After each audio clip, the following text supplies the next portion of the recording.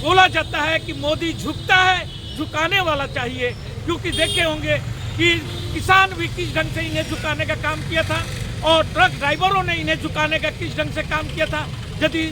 और जो लोग इस सहारा में धोखाधड़ी का केस और इन पर नॉन लेवल वारंट निकलवाया है, उन लोगों का पैसा ये लोग पेमेंट करने का काम किए हैं। अग्रिम जमानत तभी लिया जाता है जब लोगों को डर होता है कि पुलिस हमें अरेस्ट कर लेगी। 10 तारीख का धरना प्रदर्शन किया गया और जिसे सरकार घबरा करके राजनाथ सिंह जो रक्षा मंत्री हैं उनको और उत्तर प्रदेश का जो उप मुख्यमंत्री ब्रजेश पाठक जी हैं उनको तथा वहाँ के लखनऊ के महापौर जो हैं उन सहारा समूह के जो हाई लेवल कमेटी है जिसमें ये आपका सहारा समूह ये सुब्रतो राय की पत्नी जो है वे जा करके एक अर्जी डाली है जाकर के दिल्ली हाई कोर्ट में अग्रिम जमानत के लिए, जो उन पर धोखाधड़ी का मामला जो पहले से भी चल रहा था और जहां लोग इस ढंग के अपना नॉन अवेलेबल वारंट निकलवाए हैं उन लोगों को तो ये लोग पेमेंट दिए। आखिर के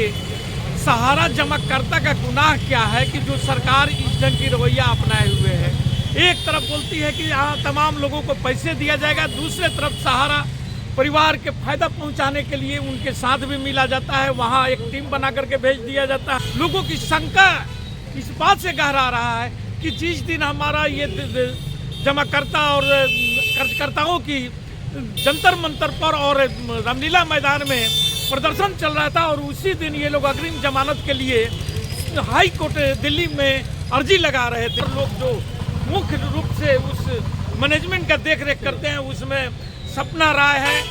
और ओपी श्रीवास्तव जी हैं और 2 और व्यक्ति भी हैं जिन लोगों की अग्रिम जमानत जब से सुब्रतो राय मरे ये 4 लोगों को ही मैनेजमेंट को पूरा देख रहे हैं। हम लोग बहुत पहले अपने वीडियो में ये बात को बोले थे कि सहारा मैनेजमेंट चाहता है कि हम लोगों का जितने भी पैसा है उनका पैसा वापस किया जाए, लेकिन सरकार की मंशा सही नहीं है, इनकी नीयत सही नहीं है, क्योंकि ये चाहते हैं कि किसी ढंग से लोगों को बहला फुसला करके इस 2024 का लोकसभा चुनाव को पार करा दे। और इसी मद्देनजर रखते हुए वहाँ राजनाथ सिंह को और लखनऊ के महापौर को तथा उत्तर प्रदेश के उप मुख्यमंत्री ब्रजेश पाठक को वहाँ पर भेजा गया ताकि लोगों में एक विश्वास जमा रहे कि सरकार हमारे लिए कुछ न कुछ काम कर रही है। लेकिन मैं आज भी और पहले भी बोल चुका हूँ कि इस पोर्टल की जब तक ले नोटिफिकेशन जारी सरकार नहीं करती है इस पोर्टल को हम विश्वास नहीं करते हैं, इसका हम विरोध करते हैं और इसका पेमेंट का यदि व्यवस्थाएं सहारा की कंपनियों से हो जाती है तो और ही उत्तम हो। लेकिन अब ये बात देखने की चीज़ है कि आगे इसका क्या डिसीजन आता है। लेकिन 1 तारीख का जो हमारा जमाकर्ता और अभिकर्ताओं का जो फिर से मीटिंग वहाँ पर प्रदर्शन के लिए 1 फरवरी को जंतर मंतर पर बुलाया गया है, आह्वान किया गया है। उस दिन हम ये लोगों से आह्वान करेंगे आम जनता से जो कि इससे भुक्तभोगी हैं वे लोग अधिक से अधिक संख्या में वहाँ जुटे, क्योंकि सरकार ये तो दूसरी तरफ मैं लोगों से आह्वान करूँगा कि वे अपने अपने थाना में जा कर के जरूर ही इसकी शिकायत करें और वहाँ से नॉन अवेलेबल वारंट निकालेगा। यदि क्योंकि आप यदि सीआरसी पोर्टल के भरोसे रहते हैं तो सीआरसी पोर्टल की और अमित शाह की मंशा सही नहीं है, क्योंकि यही दिसंबर में जब लोकसभा का जो सत्र चल रहा था तो वहाँ पर जो वर्मा जी हैं BL वर्मा साहब जो राज्य मंत्री हैं सहकारिता मंत्रालय का, उन्होंने बोला था कि 3 करोड़ लोग यहाँ पर रजिस्टर्ड कर चुके हैं और करीब 300 करोड़ रुपये के आसपास में पेमेंट कर दिया गया है। लेकिन जो 17 तारीख का जो आया है अमित शाह का रिपोर्ट उसमें ये बतला रहे हैं कि मात्र 241 करोड़ रुपया हम 2.5 लाख लोगों को पेमेंट किए हैं। तो ये दोनों का जब सहकारिता राज्य मंत्री और सहकारिता मंत्री गृह मंत्री दोनों का बयान और एक ही मंत्रालय में 2 मंत्री हैं और दोनों का बयान में यदि डिफर हो रहा है इसका मतलब है कि ये जब तक ये लोग कुछ भी बोल करके निकल जाना चाहते हैं, क्योंकि जानते हैं कि इस पोर्टल का नोटिफिकेशन जारी नहीं किया गया है, इस पर कोई कार्रवाई नहीं किया जा सकता है। दूसरी बात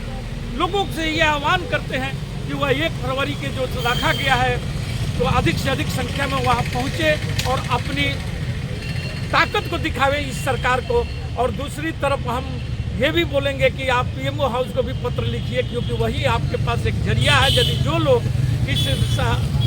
पोर्टल पर अभी तक रजिस्टर्ड नहीं कराए उन्हीं के पास ये ऑप्शन बचा हुआ है, चाहे वो केस करने कोर्ट में जाए या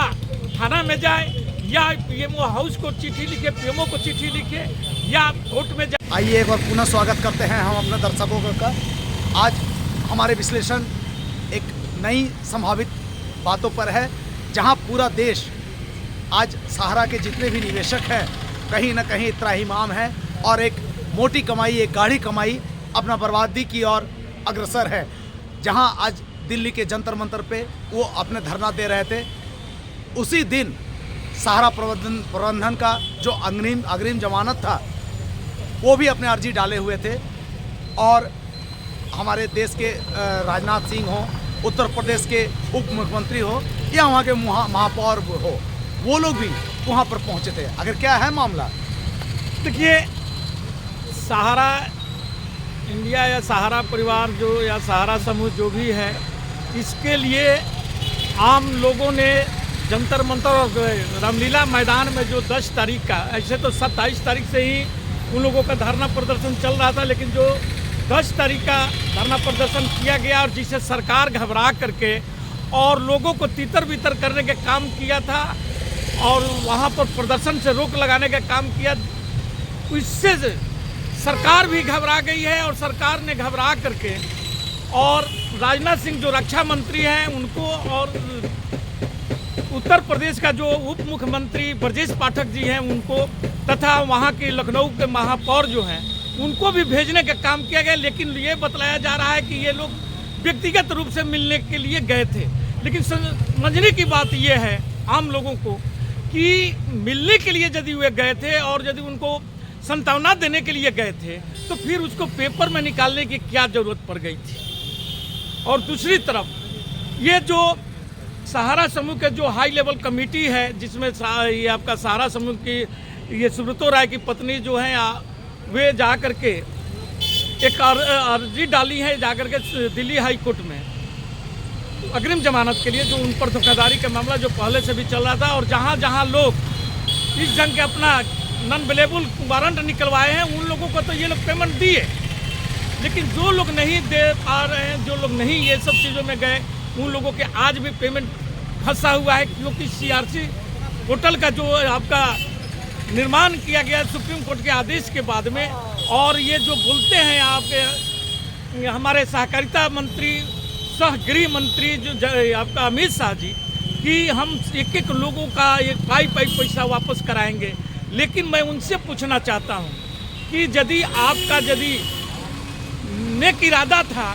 तो आप अभी तक ले जितने लोगों को पेमेंट दिए हैं उसको, जब अभी सुप्रीम कोर्ट में डेट था तो उसको क्यों नहीं उस समय अप टू डेट किया गया। और दूसरी तरफ कि आपके द्वारा या आपके प्रबंधन के द्वारा आखिर के CRC का ये जो सुप्रीम कोर्ट का जो मामला है उसको फिर अप्रैल में लेकर के जाकर के डेट डलवा देने का, यानी कि चुनाव खत्म हो जाएगा, फिर पब्लिक में आप जाकर के वही बात बोलेंगे कि भाई आप सत्ता में तो आ गए, तो फिर आपसे लोग पूछेगा। लेकिन यदि सत्ता में नहीं आए तब लोगों की क्या होगा, जो लोगों ने इस पोर्टल पर अपना एक सवाल पे आएंगे रवि रंजन जी कि देश के सहकारिता मंत्री हमारे अमित शाह जी जो निवेशकों को पैसा लौटाने के बजाय कान में तेल लेके सोए हुए हैं, वहीं उन्हीं का कुनबा, चाहे वो लखनऊ के महापौर हों या उत्तर प्रदेश के उप मुख्यमंत्री हों या स्वयं श्री राजनाथ सिंह हो, आखिर क्या जरूरी आन पड़ा कि आनंद फानन में जाके सांत्वना देने की जरूरत पड़ी सपना राय को। देखिए, ये लोग, हम लोग शुरू से बोल रहे हैं ये बातों को कि ये सरकार और सहारा समूह का मिली भगत से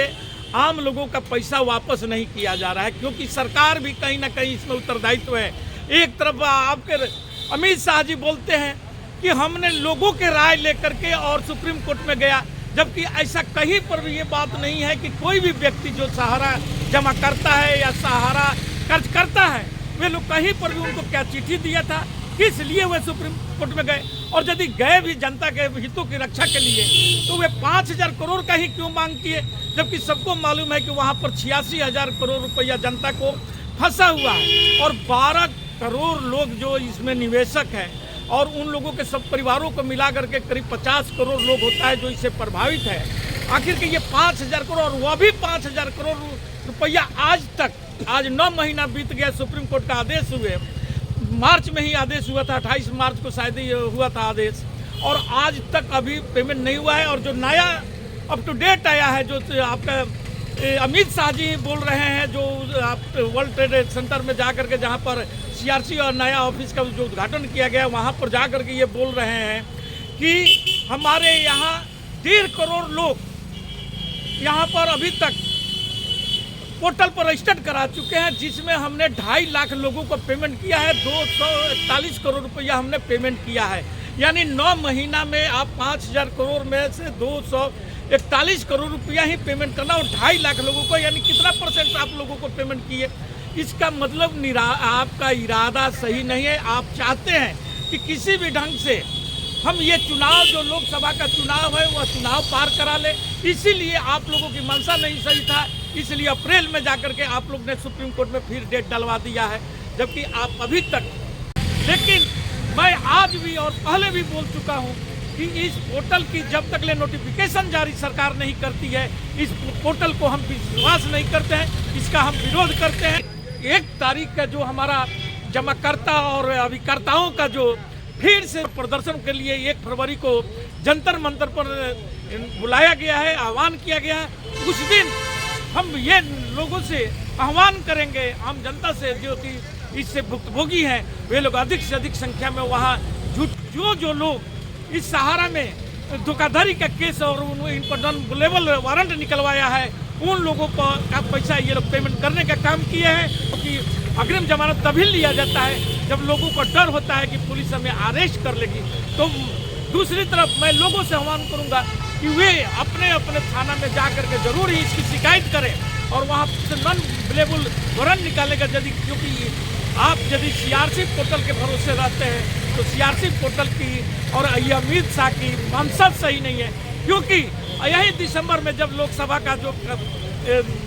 सत्र चल रहा था, तो वहाँ पर जो वर्मा जी हैं, BL वर्मा साहब, जो राज्य मंत्री हैं सहकारिता मंत्रालय का, उन्होंने बोला था कि 3 करोड़ लोग यहाँ पर रजिस्टर्ड कर चुके हैं और करीब 300 करोड़ रुपये के आसपास में पेमेंट कर दिया गया है। लेकिन जो 17 तारीख का जो आया है अमित शाह का रिपोर्ट, उसमें ये बतला रहे हैं कि मात्र 241 करोड़ रुपया हम 2.5 लाख लोगों को पेमेंट किए हैं। तो ये दोनों का जब सहकारिता राज्य मंत्री और सहकारिता मंत्री, गृह मंत्री, दोनों का बयान, और एक ही मंत्रालय में 2 मंत्री हैं और दोनों का बयान में यदि डिफर हो रहा है, इसका मतलब है कि ये जब तक ये लोग कुछ भी बोल करके निकल जाना चाहते हैं, क्योंकि जानते हैं कि इस पोर्टल का नोटिफिकेशन जारी नहीं किया गया है, इस पर कोई कार्रवाई नहीं किया जा सकता है। जो लोग इस पोर्टल पर अभी तक रजिस्टर्ड नहीं कराए, उन्हीं के पास ये ऑप्शन बचा हुआ है, चाहे वो केस करने कोर्ट में जाए या थाना में जाए या पीएमओ हाउस को चिट्ठी लिखे, पीएमओ को चिट्ठी लिखे या कोर्ट में जाए। यही बोल करके मैं अपना बात को समाप्त करता हूँ। जय हिंद, जय भारत।